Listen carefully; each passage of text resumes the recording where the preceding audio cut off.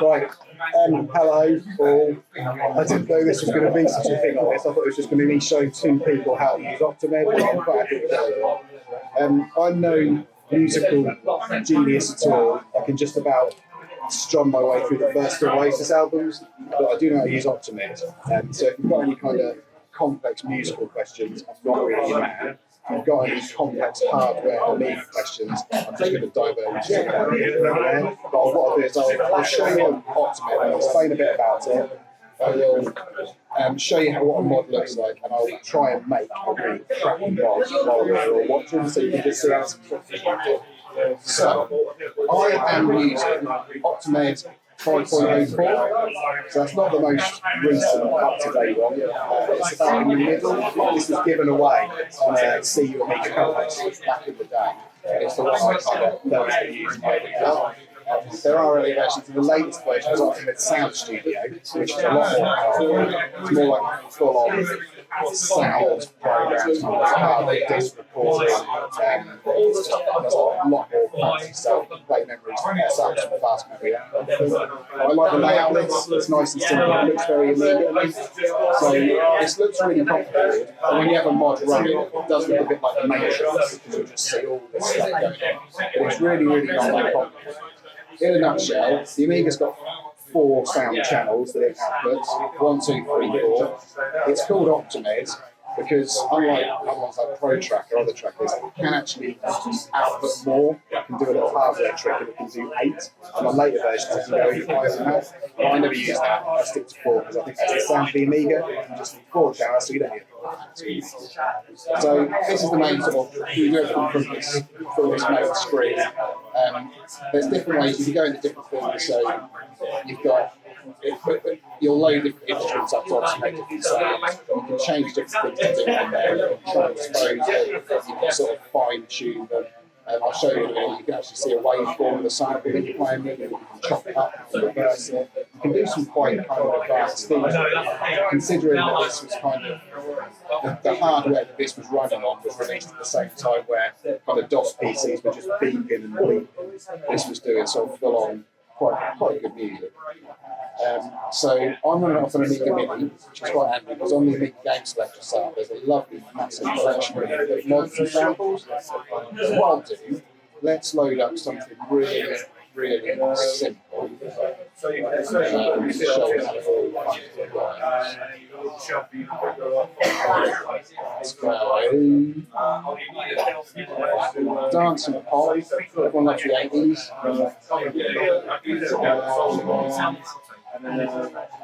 There we go. Take on me. So I've opened them off. I can play it from here. Start playing straight away. So you can 4 sound channels. That's your drums. Every time one of these. So what you're doing, you're laying down samples along here. So these are notes that it's playing. When it hits this trigger bar, you may go play the sample. It's as simple as that. It's the same as an old piano that will just play automatically and hit when it's supposed to. It does the same thing. So you just build your song up as you go. It won't sound great through this TV again. While it's running, you can play around a bit, so you can change the sound, speed it up, you can slow it down.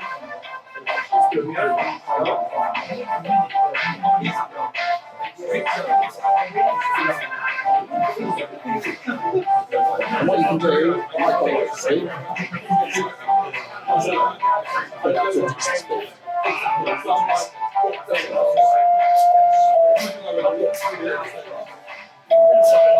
Let's just go for so you can actually, so if you can hear me, I can hear me all right, the conscious is quite loud. Okay, so as I say, song's playing away. What I've done at the minute, instead of playing the whole song, I'm playing a block. So basically mods are made up of blocks. So every section of the song will be a block, and then you link those blocks together in a sequence to make a song. So a block, you can just have a loop over and over and over and over. Or you can have it from block 1, block 2, block 3, block 4. And then what you can do is you go to the sequence section, you can tell it to play block 1, block 2, block 3, and block 4, and then it will play a song in order. So that way you can have a verse, a chorus, a middle eight, and then you can structure it all together. So at the minute I'm just playing a block on a continuous loop. You can turn each channel off, so you can kind of break a mod down and listen to how it's made up, so you can just have the drum beats going. As you can see, as those samples are hitting that trigger bar, the Amiga's playing them, and all the C, D, B, all that is just the notes being played, simple as that. So along that, you've just got a nice easy drum beat, so you can see what it's doing. Bass drum and a snare, bass drum and a snare. Over here, you can turn this one on, and there's your melody and your bass. So all it is just playing the notes, all this stuff next to it, so that's C. That is actually fading it, volume. So what you can do is, instead of just having a note being played, you can put a command line next to it. There's loads of different ones. Some do volume, some do pitch, some will have like a tremolo or a wobble effect to it. The most commonly used one is this, because it just controls the volume. So what you can do is here, trigger the sample being played here. So it means it's sample number 5, it's played in the B key, and then C, I don't know why it's C, but that'll be the volume. It's going to start on 30, then 20, then 10, so it's almost going to fade down in volume. Does that make sense? So it's kind of, so it fades nicely out, it's not just a long straight noise. So then you can bring another channel as well. You've got the main chorus there. And that really is the nuts and bolts of all the mod is, and that's all it's doing. So you get them all together.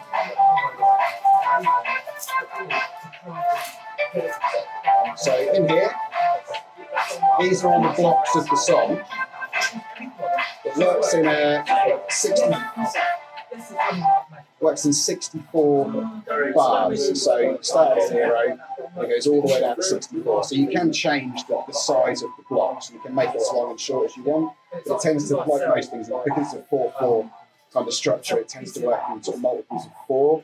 So it'll be 64, but I say you can change that and make it longer or shorter if you want to. So what it'll do, play this block all the way through at the end. Once it gets to 63, it will just loop back round again. So that's how you construct your blocks. So you can make all your different blocks. So you can name these as well, which is quite a handy way to do it. So chorus, verse, middle eight, anything you want like that. So you make all your blocks as you go, and then once you're ready, you just sequence them together in the sequencing section. So all this is doing is it's saying, firstly, play block 35. Secondly, play block 0. Thirdly, play block 1, 2, 3, and it goes through like that. And that's all it is to making a mod. You're just literally making blocks in a sequence and then telling the Amiga what sequence you want to play them in. So what I tend to do when I am making a mod is I'll use the first block to just kind of mess around, play around, get all the sounds I want, and then add a load more blocks and just build up as I go. So I'll show, we'll make one together and I'll show you what I mean. You've got some other fun stuff you can do with this. So holding shift and going left and right will take you through all the different samples you've got loaded up. And what you can do is the Amiga keyboard will kind of act as a keyboard. So play drums and play something with a bit more music. And that's how you make the sound. So you can, if you really want to, let's clear it. So we'll start from scratch. I'll just clear everything bar the samples. So you can press the edit button. That means we're live, and anything I press now will now record into the block. So you can play it, and it will record whatever you want to do. Type it out. Obviously, that's going to sound shit, but you can still do it because you can audition it. But the better way to do it is obviously play it properly as you can make melodies and things on the fly that way. So you can play it. So quite easy, just I won't sound really because I'm not playing so anything. And then play it back. That's all it is. I don't make these right though. You can set this up to work as a MIDI trigger, so you can sort of have keyboards and all sorts playing into it, and then this will trigger the keyboard, or you can play it, do a record on there. I just do it straight from the keyboard to the Amiga. So, as I say, it tends to work in kind of multiples of 4. So let's do a drum beat to make a good drum beat. So I know that if I do 8, 16,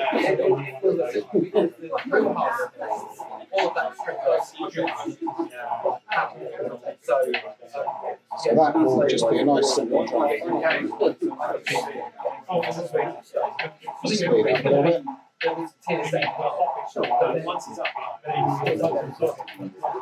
We need a snare in there now.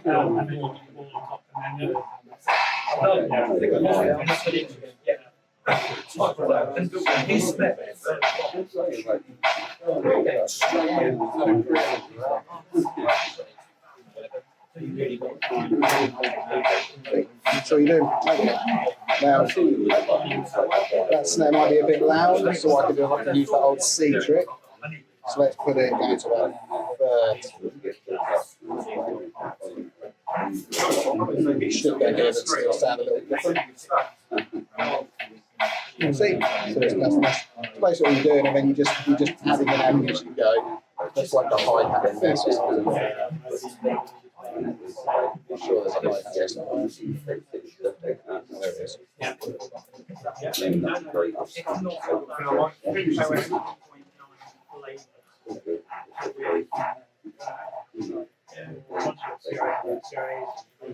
So it's going to be a very, very simple beat, but it'll give you an idea of what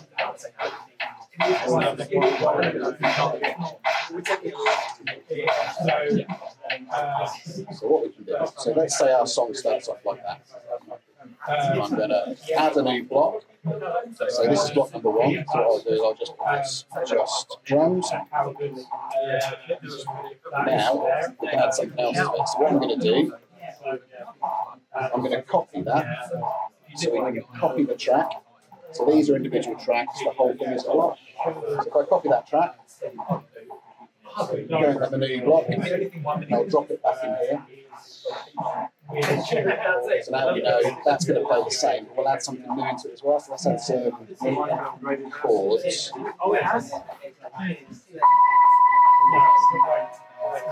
Okay.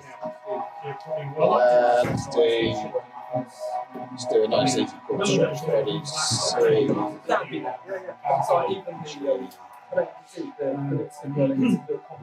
chords.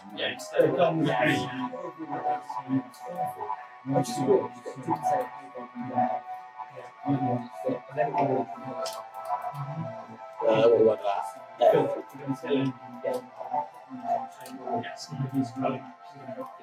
And then still that sound.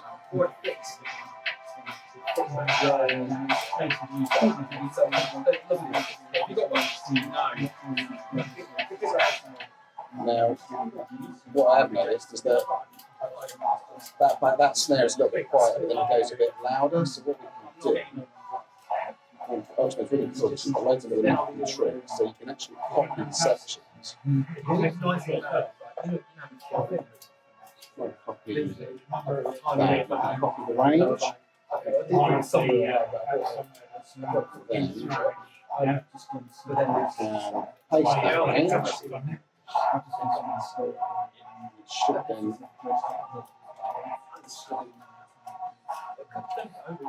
all match up.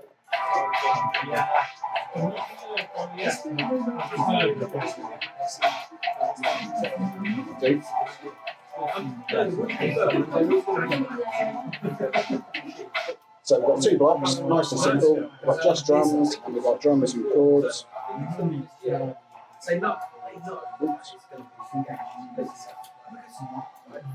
What we can do, we've got our sequence section. Now at the minute, the playing sequence is just drums. That's all it's going to play. It'll just play that on the loop. So what we could do is we could have, let's have just drums twice, and then we'll introduce drums and chords.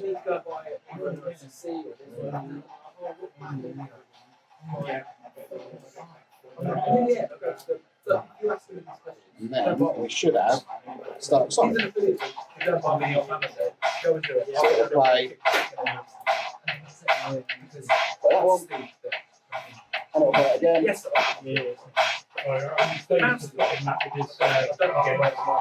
That's basically how you put a song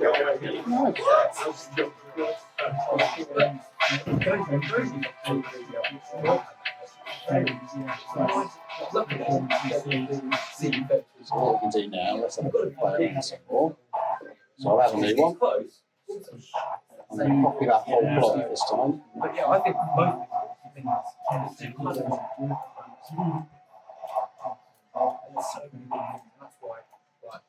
So, drums and chords again. What I'm going to do this time, let's start loading some sort of better samples into it. So, what you've got edit sample here, which is quite cool. So you can see in waveform what your sample is, what it looks like. You can play around it. You can play around with it, so you can reverse it. That won't sound any different. It's just basically already reverse sound. You get the idea. You can cut it up should you need to. So let's say we just want that part of the sample. You can do other bits and bobs to it, so you can filter it, change the pitch, you can filter, you can boost it. You can add a really primitive kind of echo, it never works particularly well.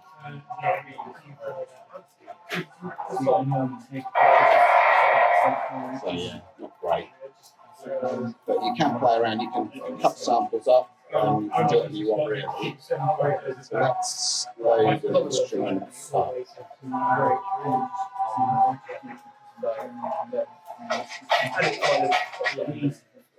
So we've got a nice drum lick there.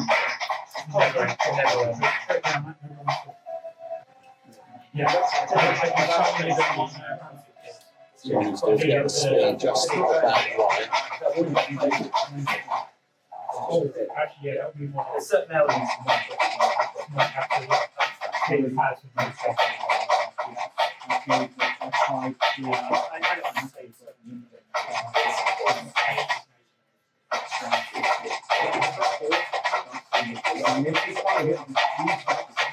What you can do, you've got a nice sort of fine tune, so you can kind of get the sample just how you want it.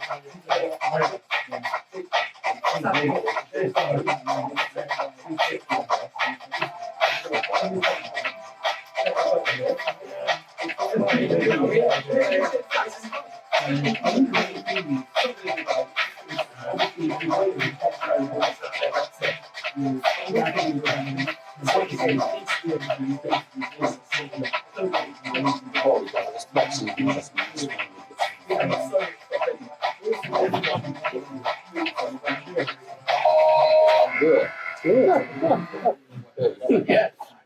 Oh yeah. Fascinating. All right.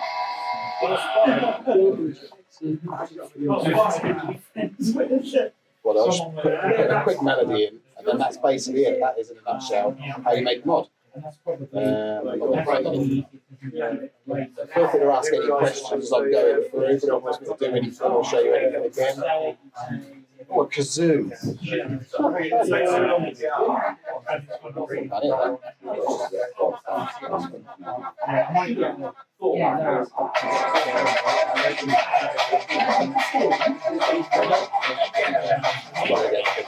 But anyway, yeah, so that's basically what you're doing. So you just constructing blocks bit by bit and then adding to your sequence.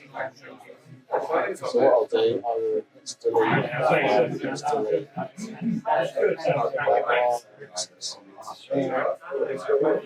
There you go, that's our first next song.